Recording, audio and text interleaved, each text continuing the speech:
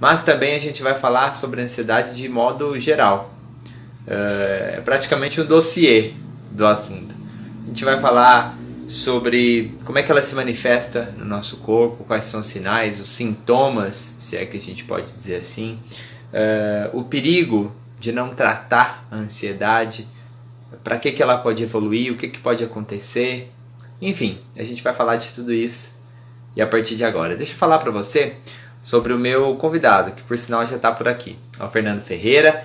Ele é psicólogo, especialista no tratamento da ansiedade e também tem especialização em terapia corporal. Ele é de São José dos Campos, terra natal aqui do Outros 500, e a partir de agora vai bater um papo com a gente sobre esse tema. Então, eu vou chamá-lo e a gente passa a interagir, passa a dividir a tela. Lembrando que essa conversa ela acontece ao vivo, mas fica disponível para ser assistida aí a qualquer dia, a qualquer hora. Deixa eu já colocar meu fone de ouvido. Olá, boa noite. Olá, boa noite, bem? Fernando. Tudo bem? Como você tá? Eu tô bem, e você? Tudo jóia. Maravilha. Você me vê, me ouve bem? Sim, para mim tá ótimo. E estão me ouvindo bem também?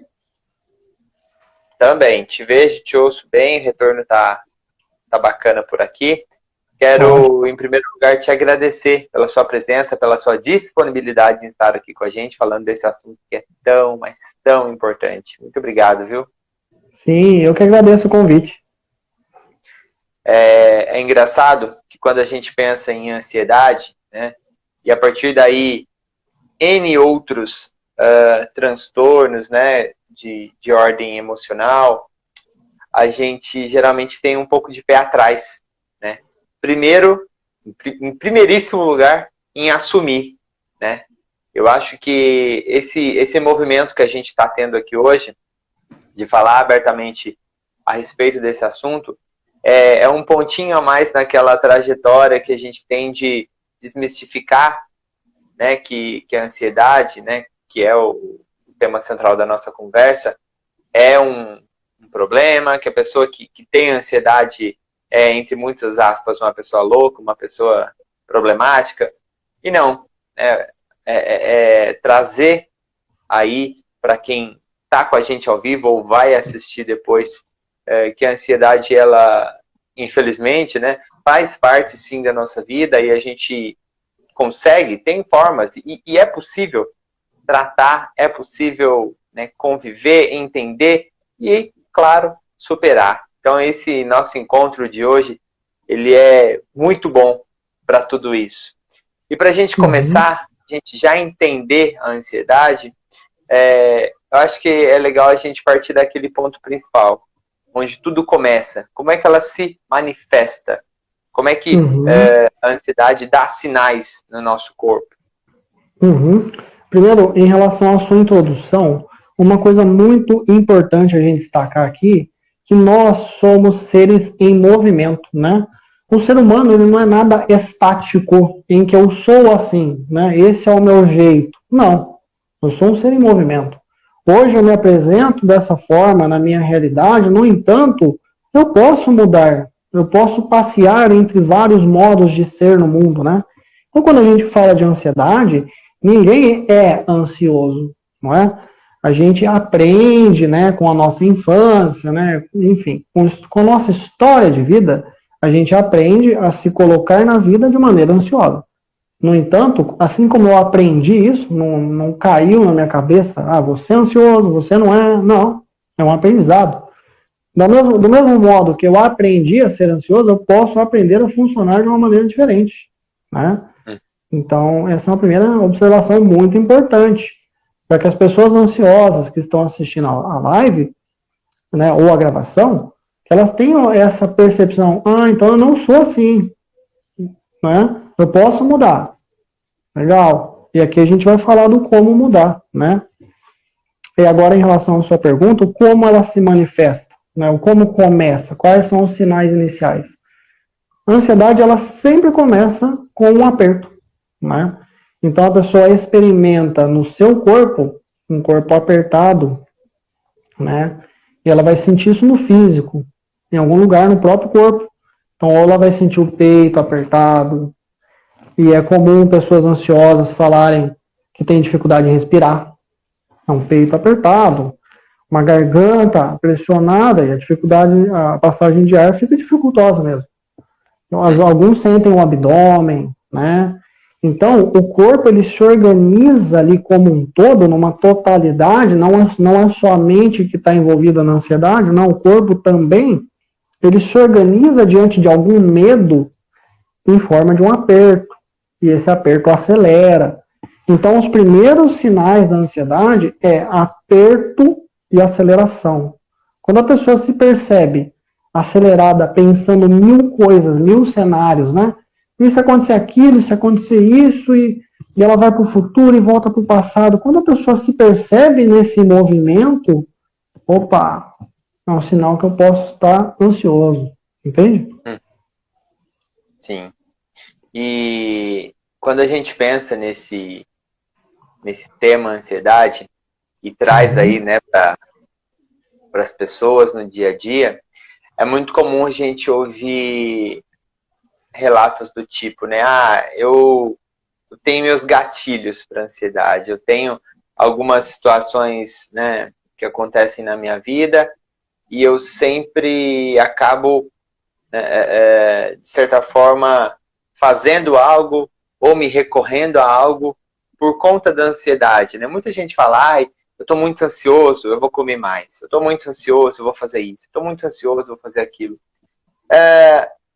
A gente pode interpretar isso como sinais também, não, lógico, não do corpo, mas da mente como uma rota de fuga daquilo que está nos aprisionando? Como é que é essa relação?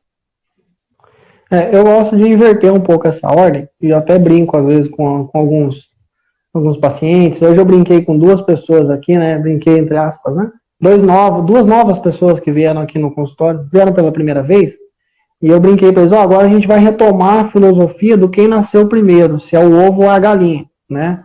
Então, será que é uma situação em que aconteceu algo e aquilo aparece como um gatilho da minha ansiedade? Primeira hipótese, né, como você falou, os gatilhos, né, as situações. Ou será que é o como eu me organizo e o como eu ajo diante dessa situação que me deixa ansioso? Qual dos dois? Eu acredito mais nessa segunda hipótese. Porque, independente do que acontece na sua vida, você tem como escolher o como você vai lidar. Seja ela uma situação ruim ou uma situação boa, né?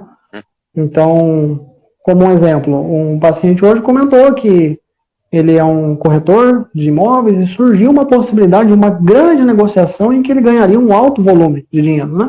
E ele ficou ansioso, é uma coisa boa, uma negociação e tal, e ele ficou ansioso.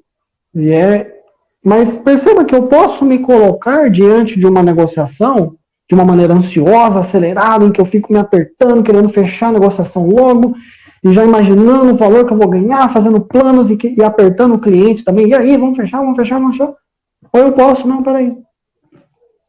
Eu posso, diante da mesma negociação, respirar, me suavizar um pouco, me dar espaço, e conduzir a mesma negociação com mais suavidade. Então é aí que vem a mudança. Por quê? Enquanto a gente fica pensando nos porquês da ansiedade, nos gatilhos e tal, a gente está fora da nossa experiência. É o gatilho, é a situação, é o que aconteceu, é não sei o que lá. Mas e quando eu paro de buscar fora de mim, trago o olhar para mim e penso como eu faço isso, ou como eu estou aqui me organizando na minha vida, de modo em que eu fico ansioso. Quando eu olho como e eu trago para mim, aí eu tenho que fazer, então sou eu que estou fazendo isso? Peraí, deixa eu buscar uma nova possibilidade. E aí eu tenho manejo, porque eu só tenho manejo sobre mim, eu não tenho manejo sobre as pessoas, não tenho manejo sobre as situações, como por exemplo a negociação. Não está na mão dele, são vários fatores envolvidos, né? Sobre o tempo, né? É o dono do imóvel, é o comprador, vai de casar ali a situação, né? Vai do tempo, vai do imóvel bater com as necessidades do comprador. Então tem muitos fatores envolvidos, né? Mas o que eu manejo é como eu me coloco nessa intermediação, entende? Uhum. Perfeito. Você já deu até um exemplo aí, né, de formas Sim. em que a gente pode, de certa maneira, controlar a ansiedade. É claro que a gente está falando de casos, né, geralmente isolados. Daqui a pouco a gente vai falar um pouquinho mais de quando a ansiedade se torna algo maior. Mas pensando aí em situações corriqueiras, como é que a gente consegue, né, controlar a ansiedade? Tem exercícios, tem respiração? Lógico que, né, a gente está falando aqui, né, de controlar, mas em nenhum momento a gente está abrindo mão da ajuda, do auxílio profissional. Uhum. Que, claro, Sim. pode até comentar também. Uhum, sim. Mas é importante trazer essa educação, né? Trazer os insights iniciais a respeito disso, né? Claro que a ansiedade, o que vai dar conta é um tratamento mesmo, né? Nada substitui, por mais que a pessoa assista vídeos e vídeos e vídeos e compre livros, é a experiência da terapia que vai conseguir transformar, mas essa educação já ajuda muito, com certeza. Então, ó, a pessoa que é ansiosa é um padrão que presente na vida dela de funcionar, aspas, deste modo, né? Então, como eu dei o exemplo desse rapaz, nós identificamos na história de vida dele que ele sempre agiu assim. Então, é um padrão que a gente aprende lá na infância ou no decorrer da vida adulta a, aspas, novamente, funcionar desse jeito.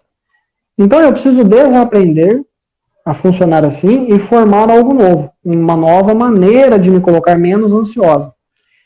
E aí tem uma dica extremamente simples, mas extremamente eficaz na mesma medida, que é o simplesmente parar. Então, parar, só isso, no momento inicial. Então, quando acontece alguma coisa, seja algo negativo, né, um medo, alguma dificuldade, ou seja, algo positivo, como no exemplo do rapaz, uma negociação que eclodiu ali, e eu percebi a ansiedade se instalando ali em mim. Para. Para e dica 2, respira. Conte ali um tempo, tome um tempo para se acalmar. Não haja prontamente, não saia fazendo, não. Por quê? É uma dica bobinha? Ah, mas só isso? Mas ela é extremamente eficiente. Por quê? As pessoas que têm ansiedade, elas têm um padrão de agir muito no reflexo, de bate-pronto, aconteceu, ela responde e tal. E ela tem um histórico de muito esforço na vida, né? De grandes esforços, de grande intensidade, de muita aceleração. Quando ela simplesmente para, ela quebra esse contínuo de resposta, que de repente faz anos que ela faz isso, né? Então, ela percebeu a ansiedade ali, ela para e não responde prontamente. Respira. Toma um tempo, se organiza. E aí, a partir de um corpo mais organizado, mais centrado, um pouco mais relaxado, a partir daí, ela veja o que ela faz. Porque eu tenho certeza que a resposta é diferente. A resposta que eu dou depois que eu tomo um tempo e eu penso e eu respiro é diferente do que a resposta que eu dou de bate-pronto. Entende? Perfeito, perfeito. Tem uma outra coisa também, Fernando, que é muito interessante a gente trazer para o nosso bate-papo e tentar entender. Inclusive, no começo, quando eu abri aqui, eu já comentei logo de bate-pronto, que é esse número de pessoas ansiosas que vem aumentando cada vez mais. Eu fiz essa relação com a Covid, que a gente sabe que existe. Talvez não entenda muito bem os porquês disso, mas vai poder entender. E de certa maneira, há alguns anos já que a gente ouve, né, até colocando um pouco a Covid, né, de lado, a gente já ouve há alguns anos esse aumento, né? Inclusive, eu não lembro de quando é essa informação, mas a gente já deu até aqui no portal que o Brasil é o país mais ansioso do mundo, é considerado, né, o país mais ansioso do mundo. e tentar entender o porquê disso. Por que os brasileiros, especificamente, porque nós, né, falando até de maneira mais pessoal, né, por que nós estamos mais ansiosos, estamos ficando mais ansiosos? E até mesmo como é que a Covid acabou entrando aí nessa onda, nesse aumento desse número? Sim, eu tenho uma hipótese para isso, né? E, enfim, a ansiedade, ela sempre é uma resposta que o nosso organismo dá diante de situações de medo. A ansiedade tem uma relação, uma conexão direta com medo. Ninguém fica ansioso à toa, entende? É porque eu estou com medo de algo. Tem algum medo presente. Então, o que a gente, imaginando o Brasil, por que o Brasil tem esse número de ansiosos tão, assim, tão grandes?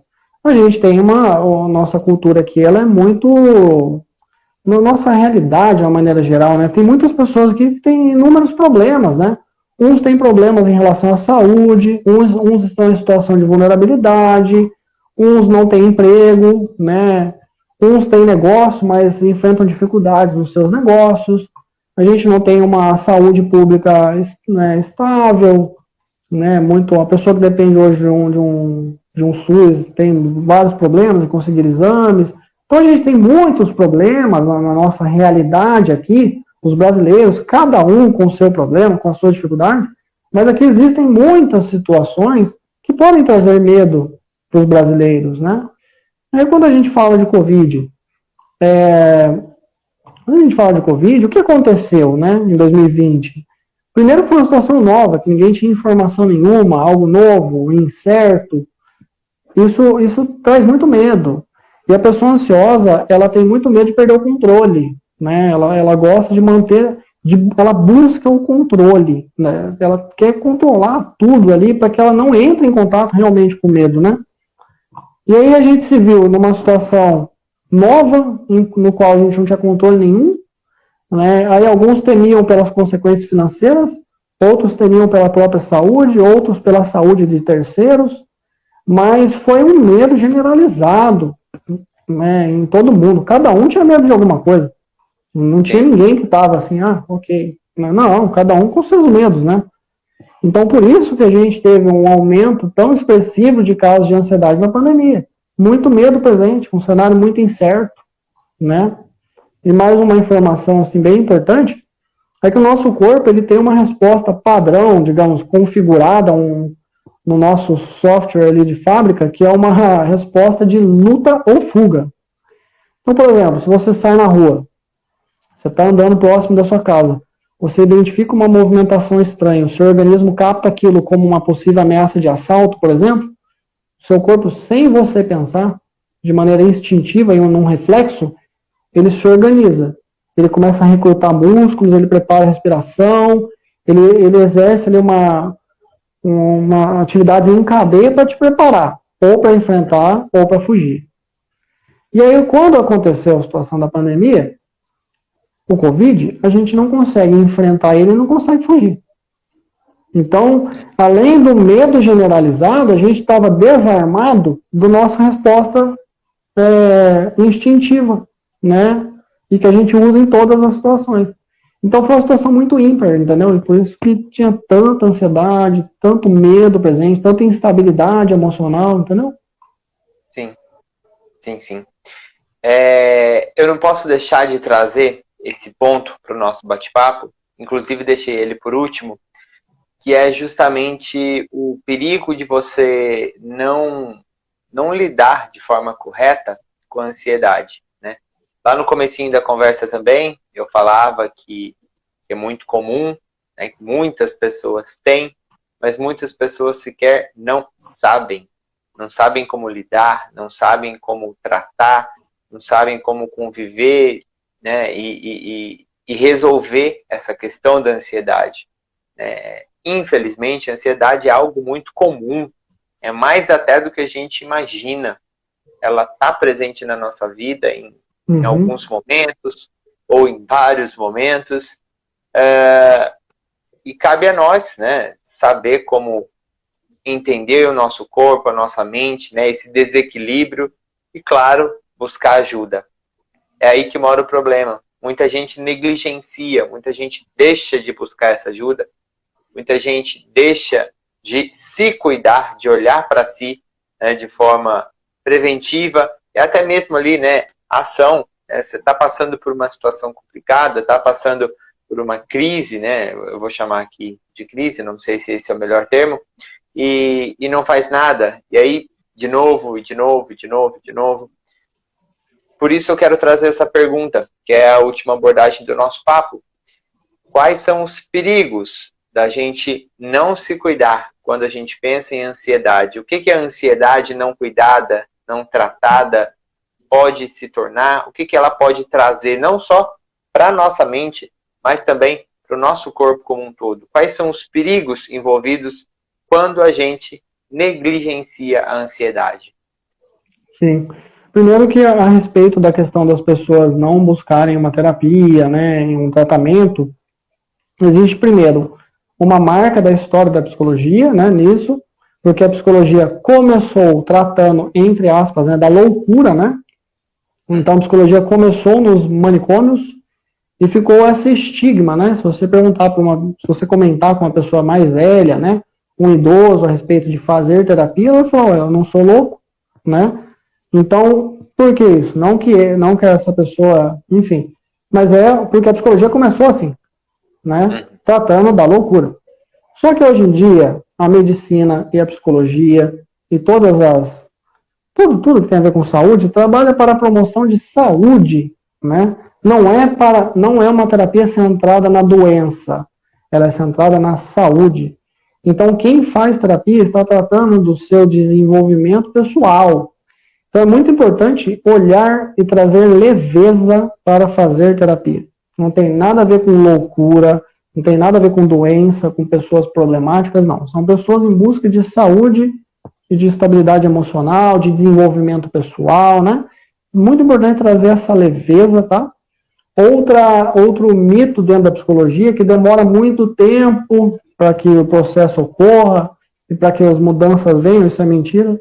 Quantas pessoas falam que na primeira sessão já estão melhores, já aprenderam alguma coisa, já conseguiram algum ganho, né?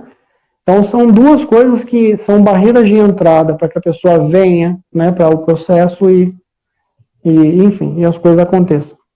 E agora, quanto à pergunta diretamente, quando eu não venho para esse processo, não começo a trazer a atenção para mim, né, a respeito da questão da ansiedade, eu negligencio, né,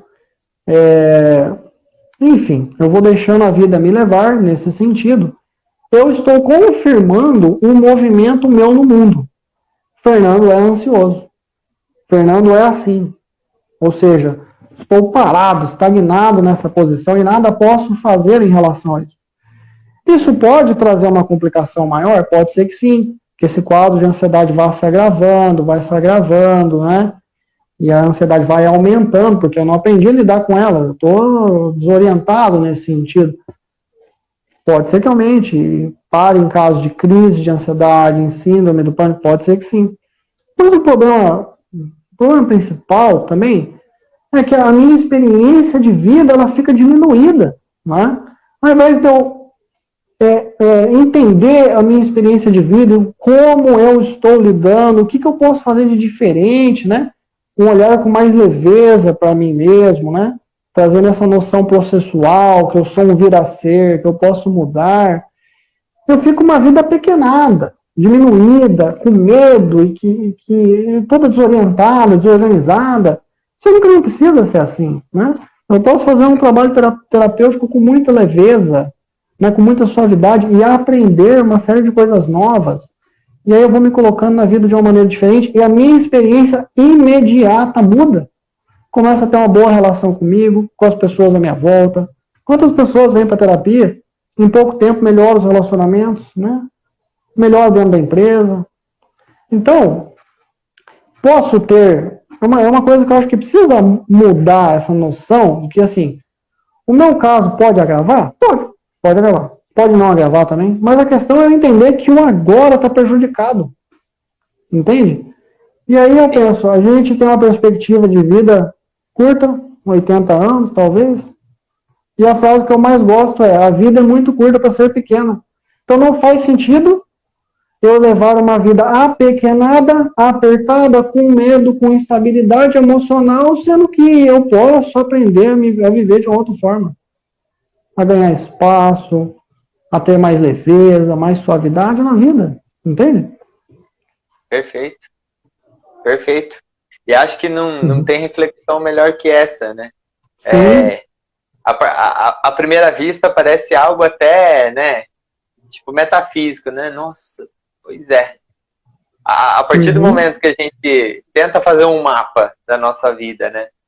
Principalmente daquilo que a gente já viveu, daquilo que a gente espera, sonha, ousa viver, mas justamente está prejudicado por conta do momento, a gente começa a ter uma compreensão maior disso que você falou. E eu acho que se não for o primeiro, é um dos principais passos para mudança realmente. Sim. Achei fantástico essa sua colocação. Sim, que bom que você gostou dessa reflexão. É filosofia, né? Filosofia aplicada à nossa vida cotidiana. Exatamente. Exatamente. Eu quero te agradecer mais uma vez. A gente está chegando ao fim da nossa entrevista, do nosso bate-papo. Mas estou muito feliz por tudo que a gente conversou, por tudo que você trouxe para a gente. Acima de tudo, conhecimento é muito bom, né? Não só porque liberta, mas porque dá caminhos, né, para a gente seguir com a nossa missão. Então, quero te agradecer mais uma vez pela presença, pela disponibilidade e, acima de tudo, por tudo isso que você trouxe, todo esse conteúdo que você trouxe para a gente. Muito obrigado mesmo. Sim, eu que agradeço o convite, tá? Foi muito bom compartilhar um pouco dessa filosofia, né, de todo esse olhar diferenciado sobre a ansiedade, né? E é muito bom falar sobre isso. Estou à disposição em um novo momento, caso você precise, pode contar comigo sempre, tá? Filha, você também, sempre que quiser, as nossas portas vão estar abertas, tá bom? Para a gente conversar mais, trazer mais conhecimento para a nossa audiência, para a sua também. E antes de encerrar, eu quero agradecer a você que está aí do outro lado da tela, seja ao vivo ou na reprise. Muito obrigado por você estar aqui, muito obrigado por você estar aqui com a gente. Como eu sempre digo ao final das nossas conversas, é para você aí do outro lado que a gente traz todo esse conteúdo, que a gente traz toda essa informação. Bom, uma excelente semana, hoje quarta-feira, né? A gente já está no meio da semana, mas ainda é uma excelente semana para você que está aí do outro lado, para você também, Fernando. Uma excelente semana e um forte abraço. Muito obrigado. Boa noite a todos. Boa noite. Até mais, pessoal. Forte abraço. Tchau.